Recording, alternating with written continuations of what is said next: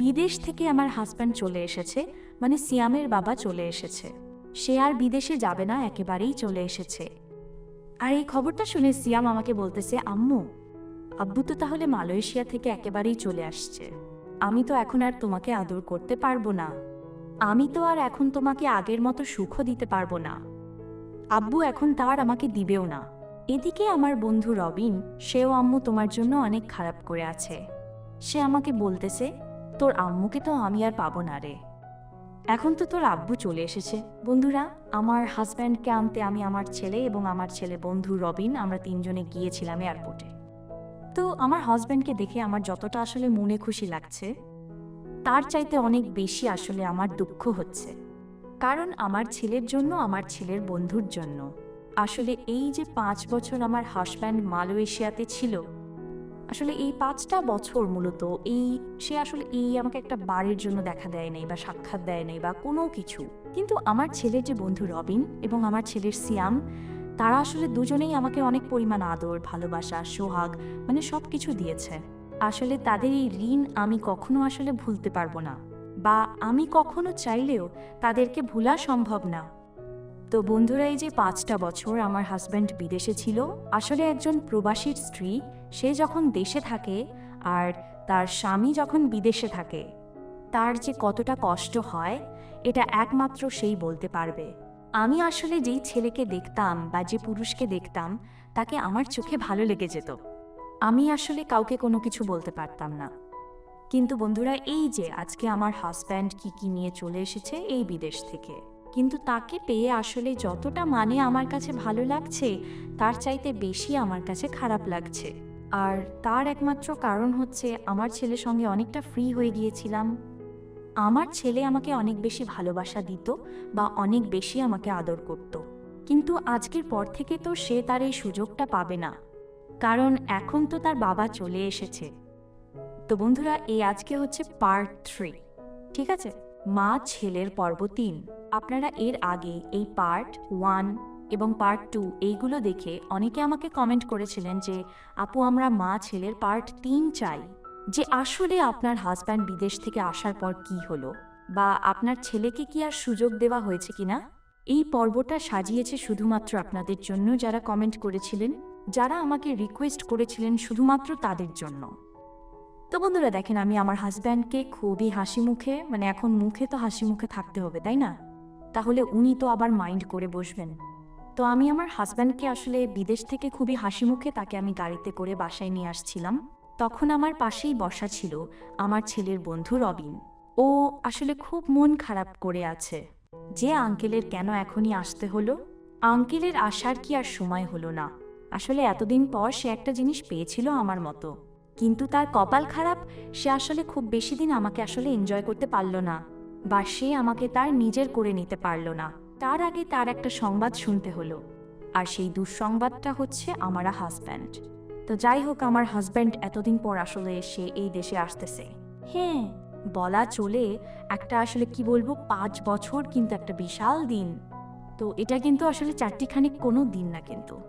তো যাই হোক, এই 5টি বছর সে আমার জন্য অপেক্ষা করেছে বিদেশে, বা কাজ কাম করেছে। তো অবশেষে সে কিন্তু দেশে এসেছে। এখন আমি কিন্তু, সে যেহেতু আমার বিয়ে করা হাজব্যান্ড, আমি কিন্তু চাইলেও তার সঙ্গে খারাপ ব্যবহার করতে পারি না। সে হচ্ছে আমার টাকা বা আমার বিয়ে করা হাজব্যান্ড, তাই না?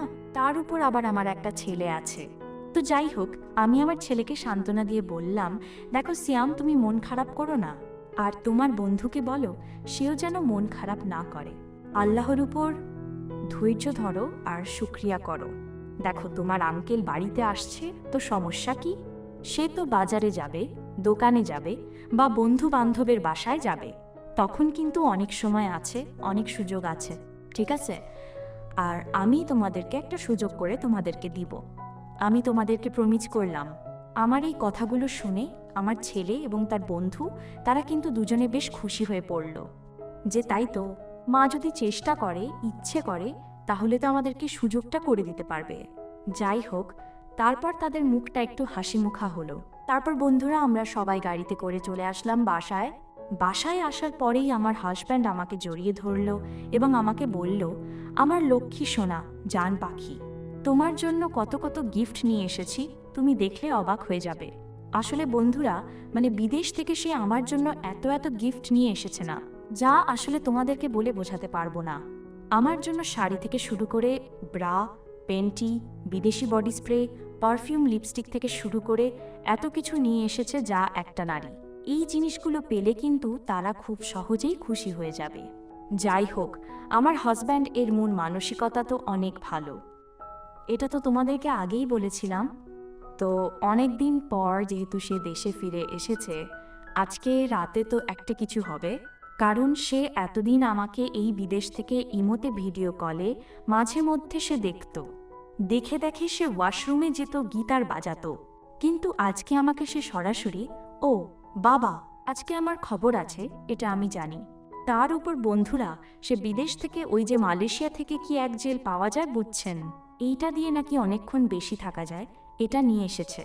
যে আমাকে আমার কাছে এসে বলতেছে, কানে কানে ফিসফিস করে, যান আজকে তোমাকে একটু স্পেশালভাবে বেশি আদর করব।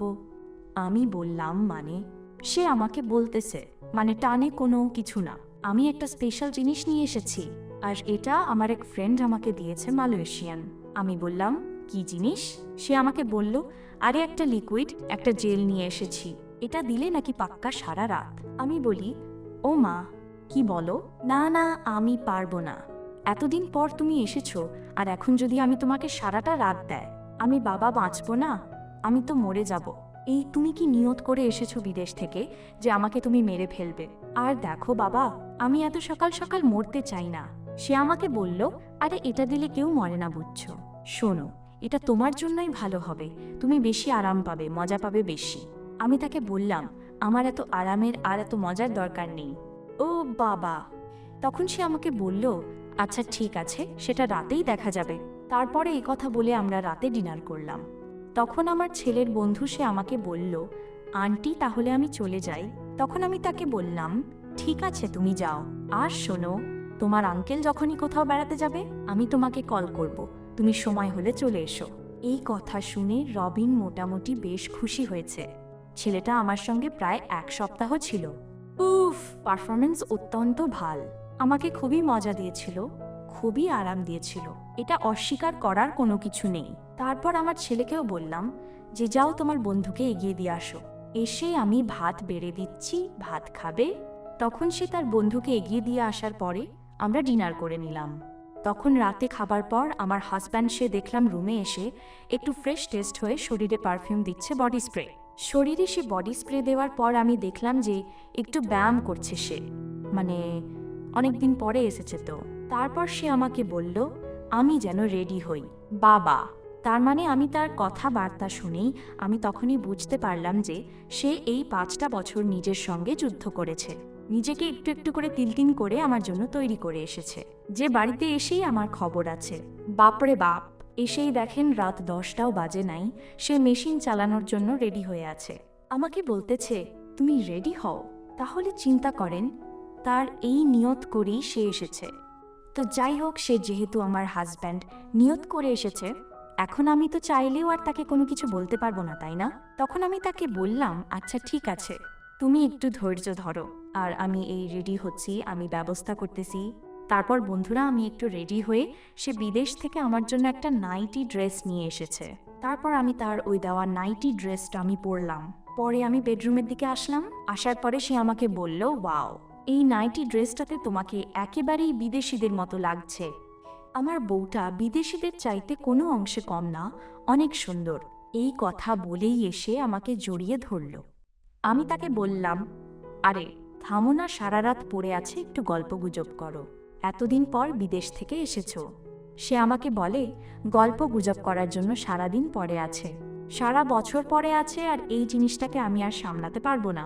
এই কথা বলে বন্ধুরা, সারা রাত আমার উপর দিয়ে একেবারে ভূমিকম্প ছুটিয়ে ফেলেছে, একেবারে ঝড় তুফান শুরু করে দিয়েছে। কি বলবো তোমাদেরকে, আর বলতে পারলাম না। বুঝেছ বন্ধুরা? আমি তার কাছে অনেক হাত জোর করলাম, মিনতি করলাম। রাত তখন বাজে প্রায় 2টা, তখন অলরেডি 4 বার হয়ে গেছে।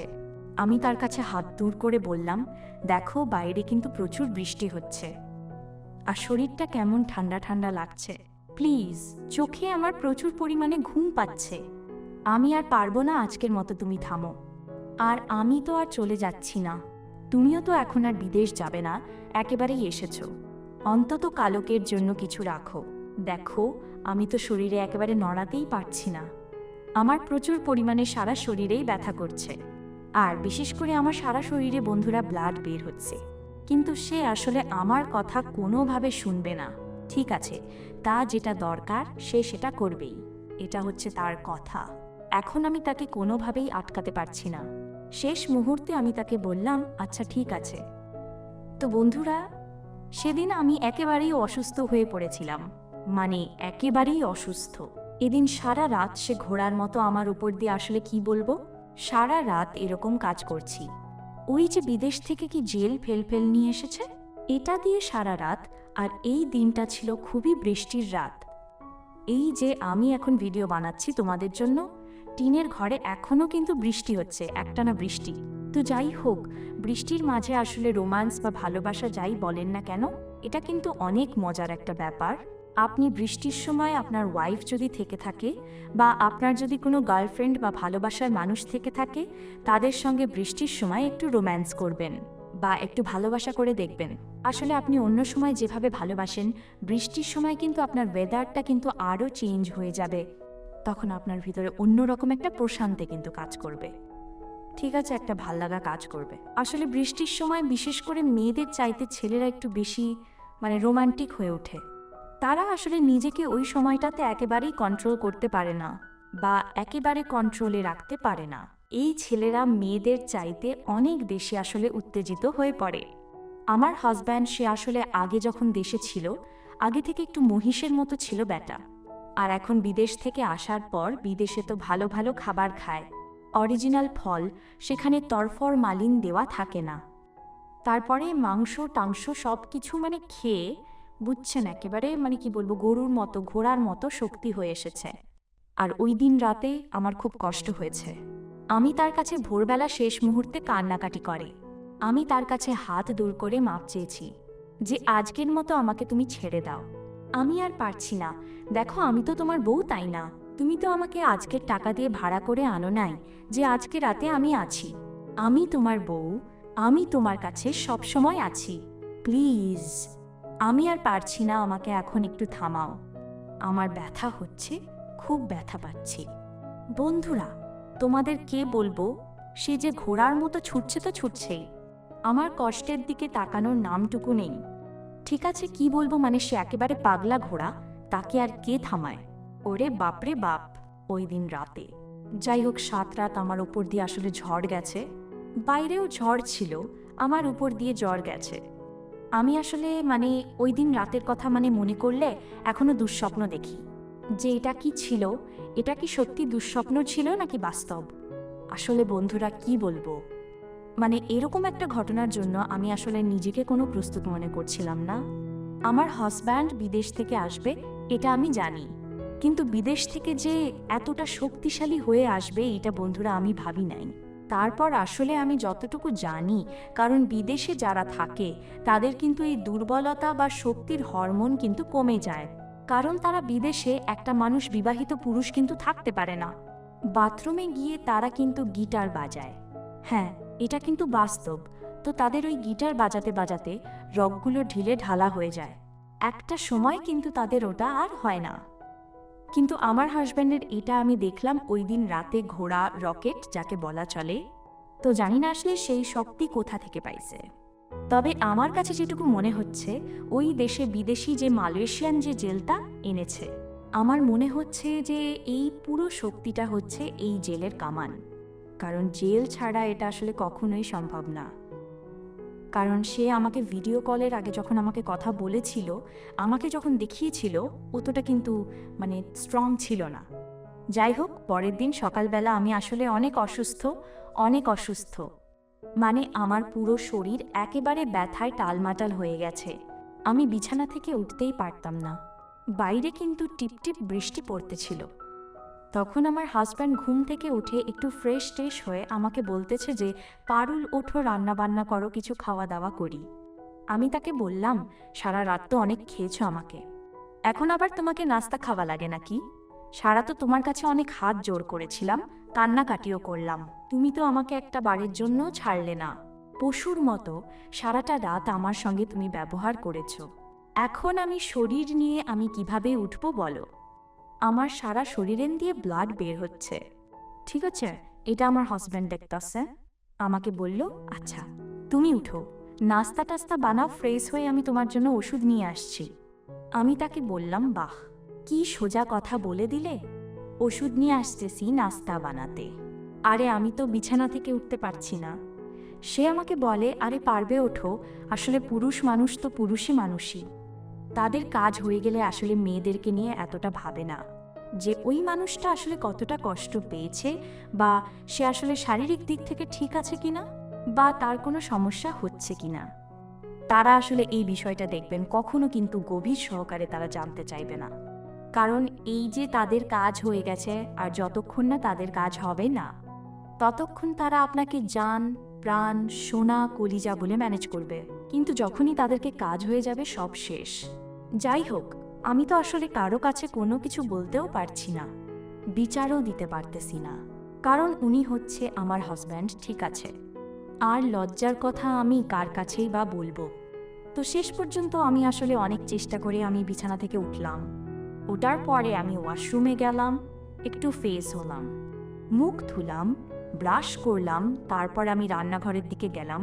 গিয়ে আমি এই চেষ্টা করছি কিছু রুটি নুডলস বানানোর জন্য।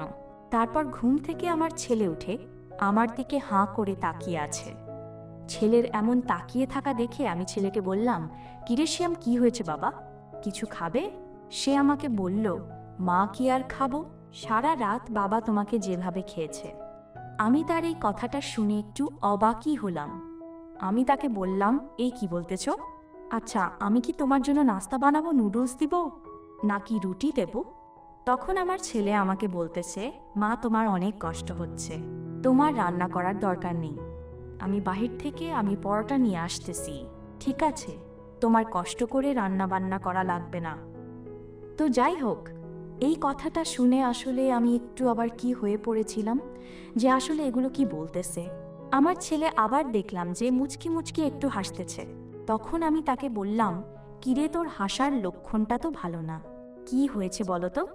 তখন সে আমাকে বলল, মা তোমরা সারা রাত এই যে এই সমস্ত কাজ করেছ, কিন্তু তোমরা অনেক বড় মানুষ, এটা তোমরা করতেই পারো, সমস্যা নেই, কিন্তু সমস্যাটা হচ্ছে রাতে দরজাটা তো লাগিয়ে ঘুমাবে, তাই না? সারা রাত দরজাটা খোলা ছিল। আমি রাতে একবার উঠেছিলাম পানি খাওয়ার জন্য, তখন আমি দেখি তোমরা যে যুদ্ধ শুরু করেছ, ভারত পাকিস্তান যুদ্ধ, মিসাইল যুদ্ধ, এই যুদ্ধ থামার যুদ্ধ না। আমি তো ভেবেছিলাম বাবা মনে হয় তোমাকে গত 24 ঘন্টায়ও ছাড়বে না। যাক, আল্লাহ বাঁচাইছে তোমারে যে আব্বু তোমারে ছেড়ে দিছে। আমার ছেলের মুখে এই কথা শুনে আমি আসলে লজ্জা পেয়ে গেলাম। এখন আমি কি করব আমি বুঝতেছি না। যাক, তখন আমার ছেলে আমাকে বলতেছে যে আমি এই নাস্তা নিয়ে আসছি আব্বুর জন্য, তোমার জন্য, আমার জন্য, তোমাকে আর কষ্ট করতে হবে না। তো ছেলে গেল নাস্তা আনতে, আমিও চলে গেলাম রুমে। গিয়ে দেখি ব্যথার কিছু মলম টলাম ছিল, এগুলো লাগিয়েছি। তখন আমার ছেলে চলে আসলো, কিন্তু আমার হাজব্যান্ড আসল না। ছেলে এসে আমাকে বলতেছে, মা বুঝলাম না, আব্বু এতটা শক্তিশালী কিভাবে হয়ে গেল? তাছাড়া তুমি তো বলেছিলে আব্বু যে এর আগে দেশে ছিল তখন এতটা বেশি শক্তিশালী ছিল না, কিন্তু এখন আসলে এত শক্তিশালী কিভাবে হয়ে গেল মা? ছেলের এমন প্রশ্নে আমি আসলে কি জবাব দিব আমি বুঝতে পারছিলাম না। তখন আমি তাকে বললাম, তোমার আব্বু বিদেশ থেকে কি যেন একটা লিকুইড জেল নিয়ে এসেছে, এটা লাগিয়েছে, বুঝেছ, আর তারপরে এসে আসলে শুরু করে দিল। তখন সে আমাকে বলল, মা বাবা আসলে তোমাকে যেভাবে নরপশুর মতো, যেভাবে সারাটা রাত তোমাকে ব্যবহার করলো, এটা বাবা একদমই উচিত কাজ করে নাই। দাঁড়াও, আমি বাবার একটা ব্যবস্থা করতেছি। আর বাবা যদি এরকম করে তোমাকে আসলে ভালোবাসা দিতে থাকে, তাহলে তো মা আমি তো সুযোগই পাবো না। তাহলে আমাকে ওই আবার বখাটে মেয়েদের সঙ্গে লাইন মারতে হবে, তাদের সঙ্গে আমাকে রিলেশন করতে হবে। এখন তোমাকে তো আমি কথা দিয়েছি যে আমি ওই সমস্ত মেয়েদের কাছে যাব না। এখন আমার কি করা উচিত? তখন আমি ছেলেকে বললাম, আচ্ছা, তোমার বাবা যেহেতু বিদেশ থেকে এসেছে, কয়েকটা দিন সে আমার কাছে থাকুক, তারপর আমরা একটা বুদ্ধি করব বা একটা প্ল্যান করব যে আসলে কি করা যায়। কারণ এইভাবে চলতে থাকলে তো সম্ভব না। তখন বন্ধুরা আমি চিন্তা করলাম, সে যে জেলটা নিয়ে এসেছে লিকুইড, আমি এই জেলটাকে লুকিয়ে ফেলবো।